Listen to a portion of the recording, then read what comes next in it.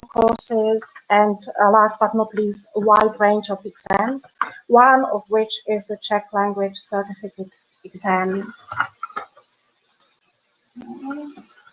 So as a high-stakes exam, the Czech language certificate exam has an impact on individuals as well as on the institutions and society. And thus we feel a responsibility and obligation to stick to good practice and to strive for quality and fairness. We do so by following an established code of practice in assessment, such as the Alte principles of good practice and its minimum standards, as already mentioned by Valdek. Valdemar Martinuk also mentioned that the validity argument for the Alte audit is built around the 17 Alte minimum standards. As for the CCE and the Alte audits and re-audits, most minimal standards were considered good practice during the audits and re-audits, but a few recommendations were provided in the auditor's feedback. And one of the recommendations that considerably affected the work on the CCE between two re-audits concerned the area of test construction in MS4, which you can see quoted on the slide. In MS4, the original decision on the cutoff score of the CCE was a political one and was strongly influenced by the strong tradition. After the first Alte re-audit, a pilot standard setting was organized. A discussion on the appropriate method followed, and finally the direct consensus method was chosen as the appropriate one. This method is considered to be relatively simple. It does not require large amounts of data from live exams, and it does not work with the complex concept of probability as, for example, the Engel method. So through continuous standard setting, which uses now a modified method of direct consensus, a task bank is being built. This task bank contains reading tasks, listening tasks, and grammar lexical tasks, all with known statistics and content characteristics. And this, making the task bank, makes assembling comparable test versions possible for us. Standard setting for writing followed, and standard setting for speaking is in progress at present. For the productive skills, the body of work method was chosen.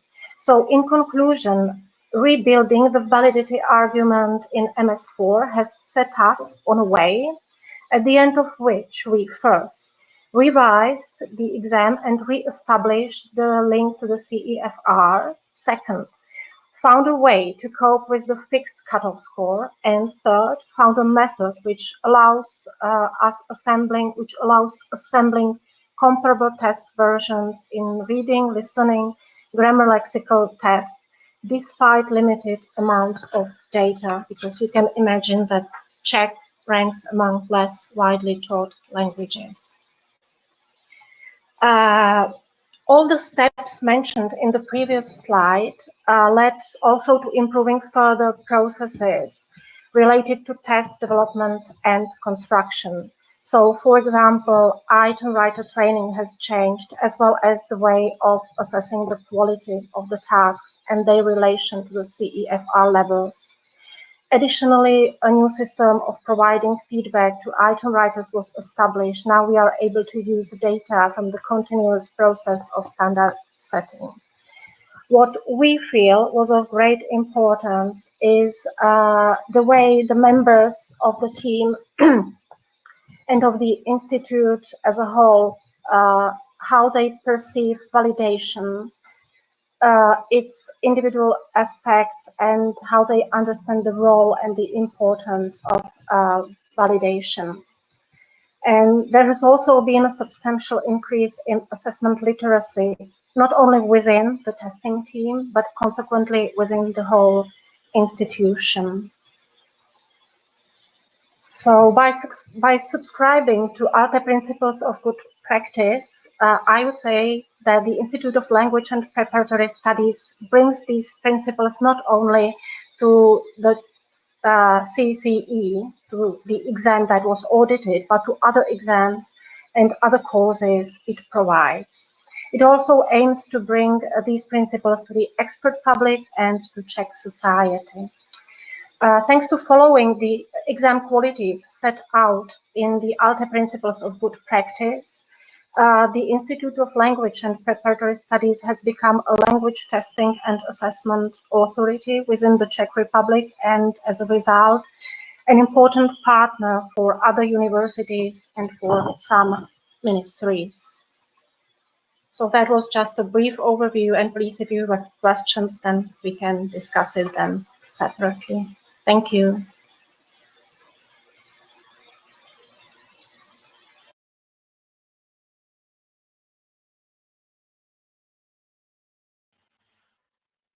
Hello. I hope you can hear me. I'm waiting for the presentation to load. Mhm.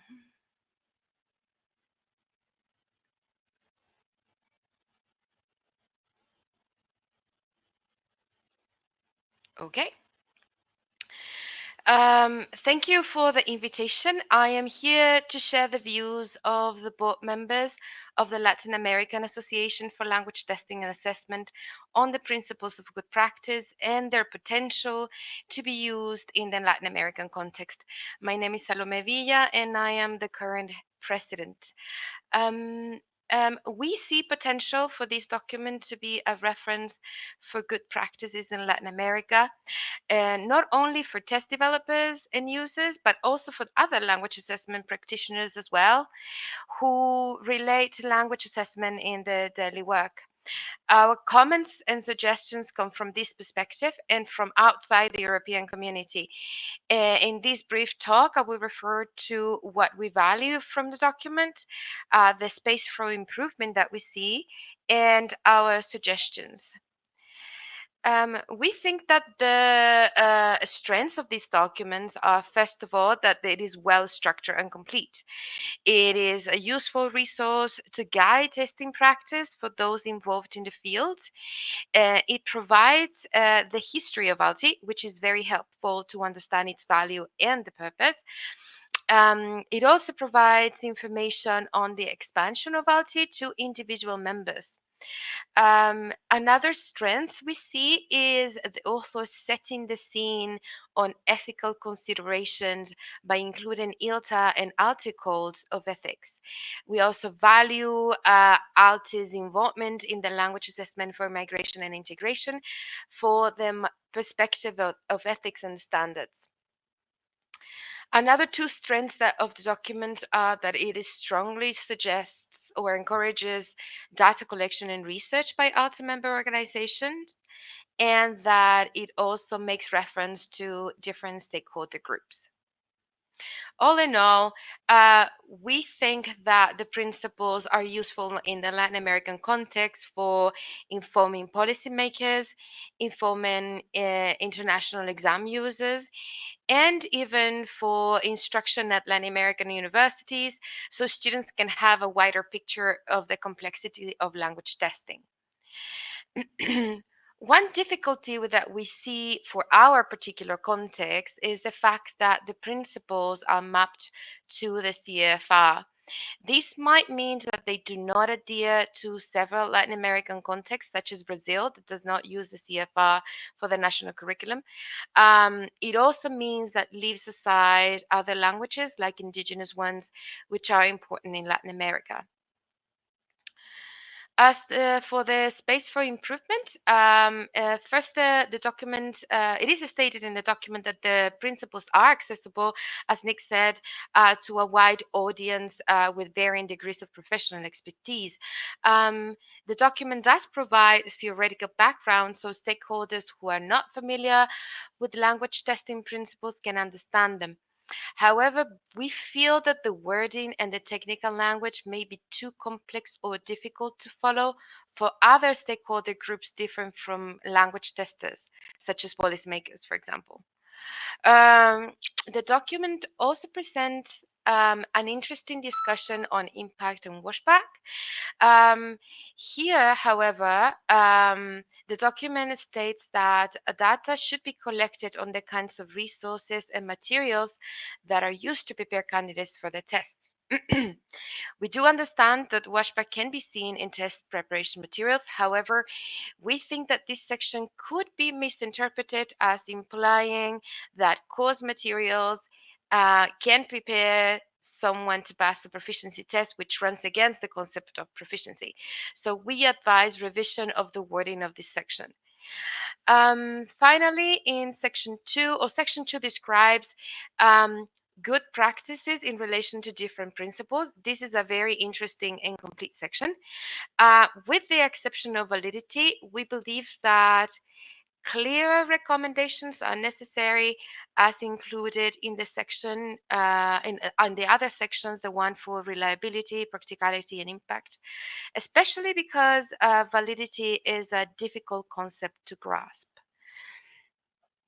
Moving on. So we acknowledge that this document aims to inform the Alte membership and the testing companies and to promote good practices among them. We are also aware of Alte's recent expansion to individuals and beyond the European context. So based on that desire of expansion, we have the following suggestions. Page 14 makes reference to the Alte Lamy booklet mentioned by Valdek, language tests for access, integration, and citizenship, an outline for policymakers.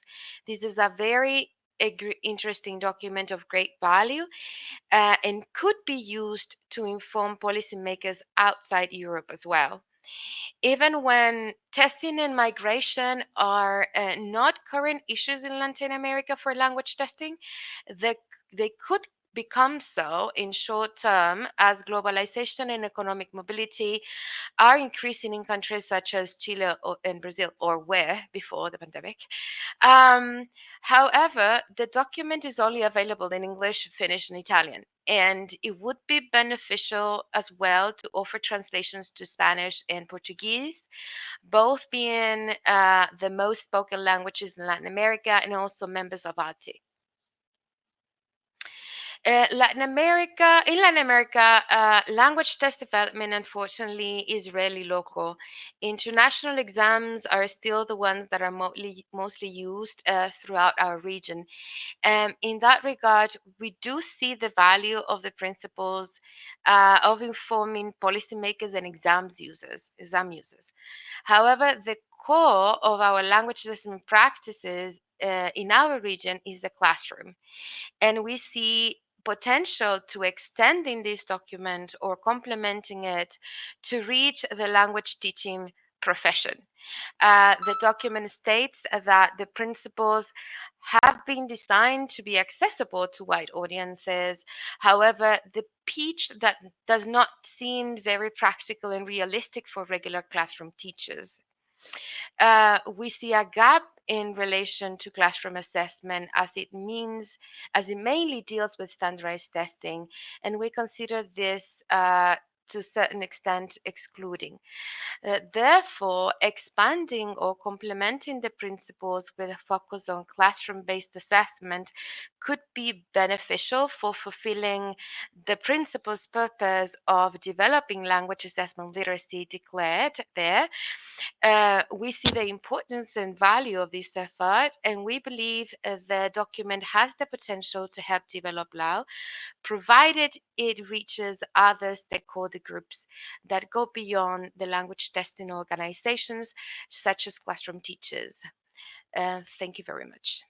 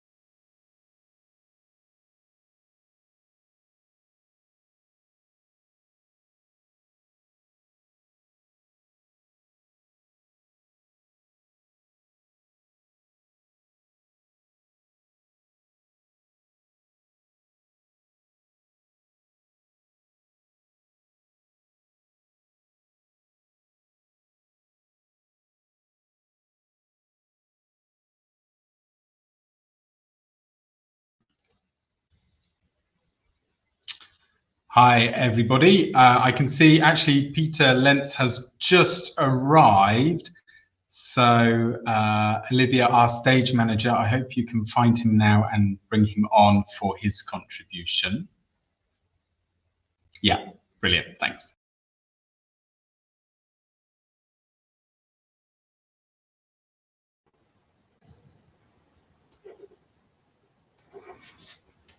Hi, I hope you can hear me. My browser just crashed a minute ago. I had to do all the login again. I'm very sorry. So, thanks to the critical remarks Salama made, because I won't be critical. As Waldeck mentioned, I was asked to critically reflect and comment on the Alte principles of good practice. If you now expect many critical words from the president of IALTA, the European Association for Language Testing and Assessment, you'll be disappointed. I will mostly praise Alte's work and documents, also due to personal experiences in my own professional past. IALTA and Alte are mostly not direct competitors as language testing associations in Europe because their target memberships differ quite a bit. IALTA wishes to serve a very broad membership, primarily three different audiences.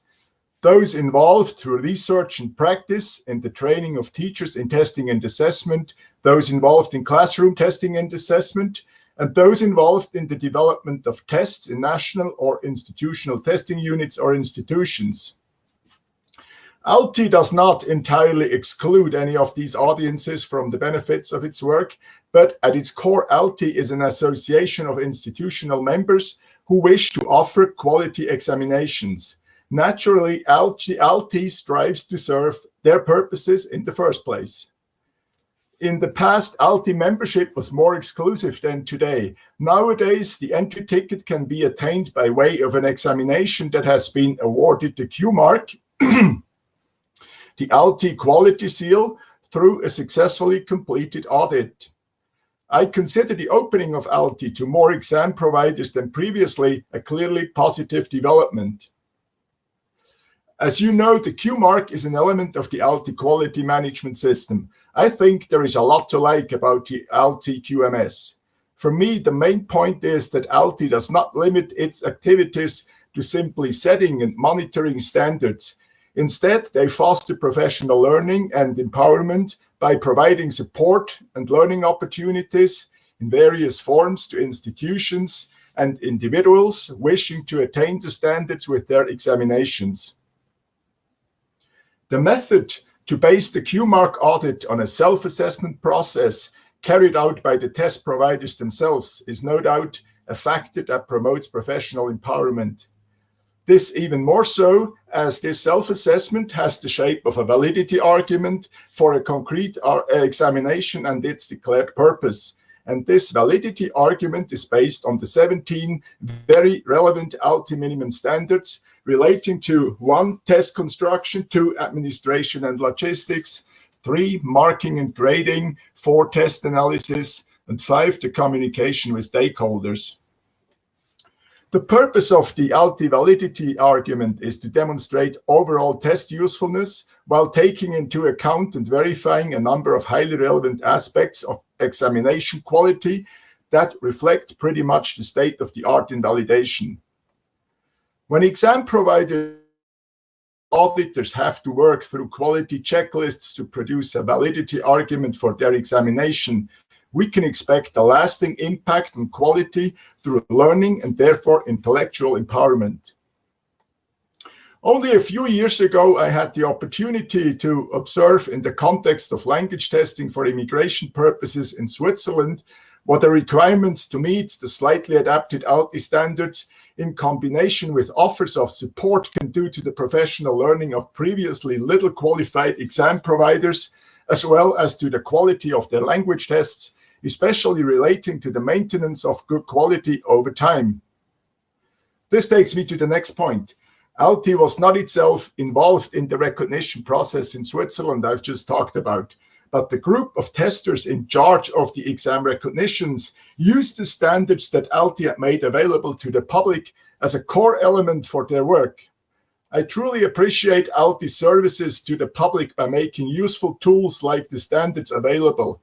This also has a more personal background. Quite a few years ago, I personally had the opportunity to benefit from a document from the early days of Alte. It was a working document titled Language Examining and Test Development, prepared by Mike Milanovic and his colleagues at Cambridge. You probably know its current successor, which is the Manual for Language Test Development and Examining. That initial document motivated me to take my first small steps in item and test analysis, which was a game-changing discovery for me and which I still like doing today. I've benefited from many more documents that Alte prepared in their own name or to which they made a contribution together with experts from the Council of Europe, IALTA, and others. Let me just mention the documents produced in the context of language assessment for migration and integration, the Manual for Relating Language Examinations to the CEFR, or the CEFR itself. Let me finish with one last observation. When I first looked more systematically into the 30-page booklet titled Alte Principles of Good Practice, I started looking for the actual principles of good practice inside. I discovered the ILTA Code of Ethics, the Alte Code of Practice, and finally the 17 minimum standards. And it took me a while to fully understand that all this taken together, plus accompanying texts, forms the Alte Principles of Good Practice, which form the written basis of an ecosystem in the service of good practice in language examining.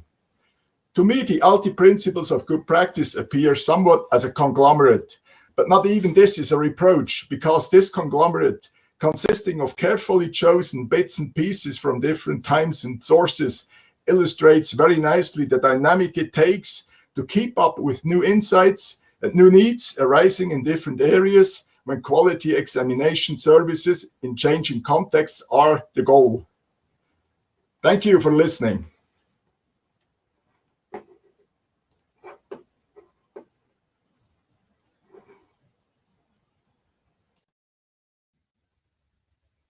There we go. Thank you, Peter, very much. And thank you to all the speakers there on the panel. We have 5 minutes for questions. So if you have any questions, then please put them in the chat box, or the Q&A functionality has just been turned on, so you can raise your virtual hand if you have a question. Lots of positive comments in the chat so far. That's really good. Olivia, if there are any raised hands to ask any questions, then please put them up. Otherwise, I don't know, Valdek and Nick, do you want to respond to any of the points that the panel members raised at all? And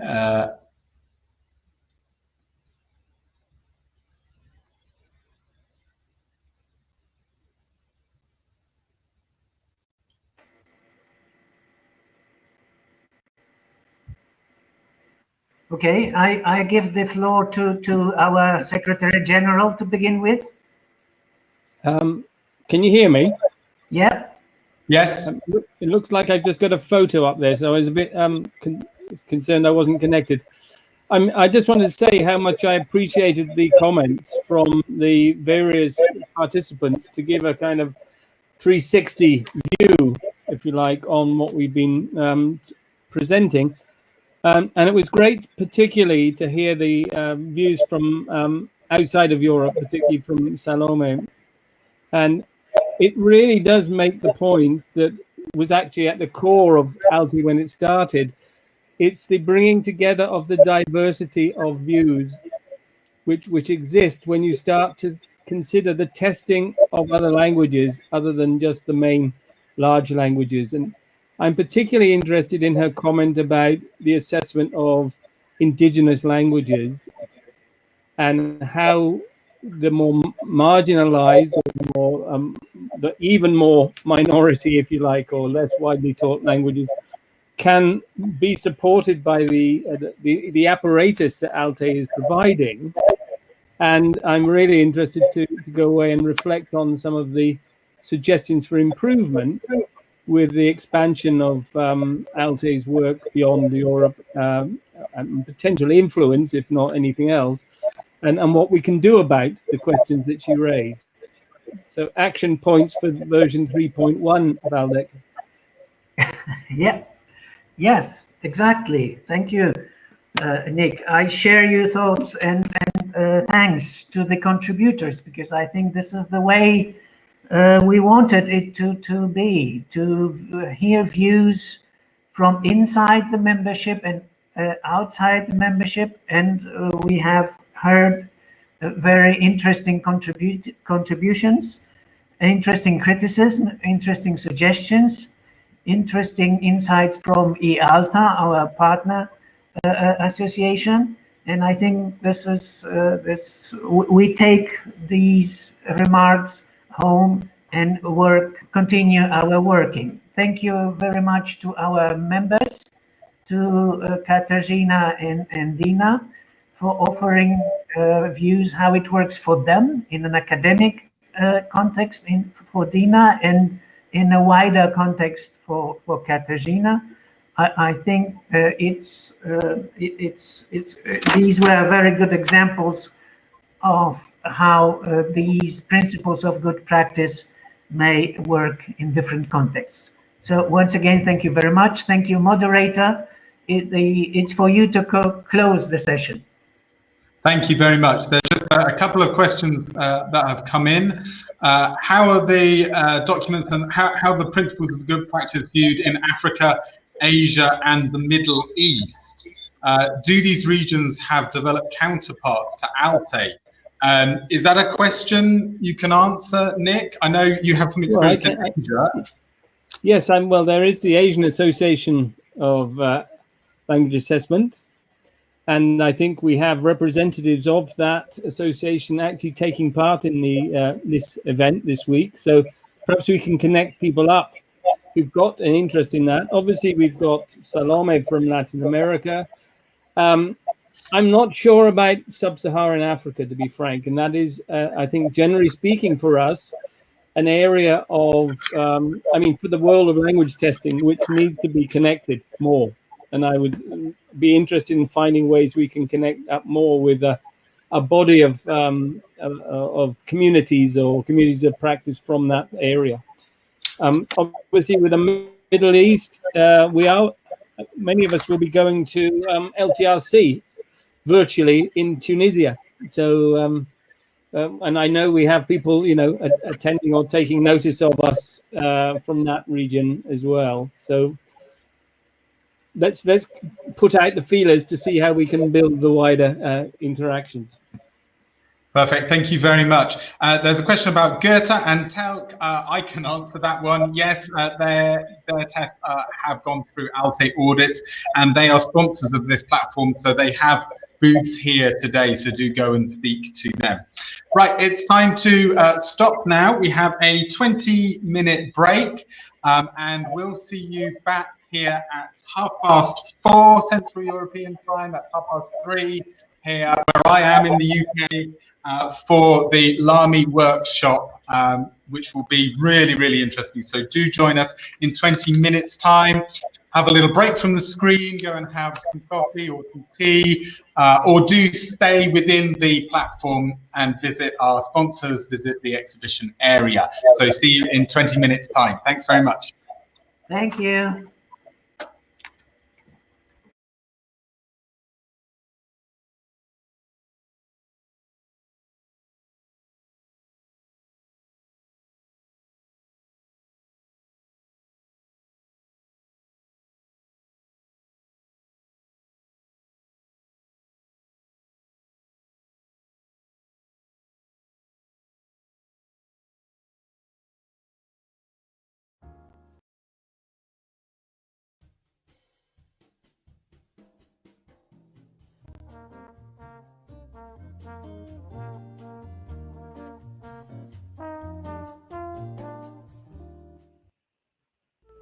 Hello everybody, I hope you've been enjoying the sessions this afternoon. We now go into a short coffee break. The exhibition area is open. Please do go and say hello to our sponsors who are looking forward to meeting you.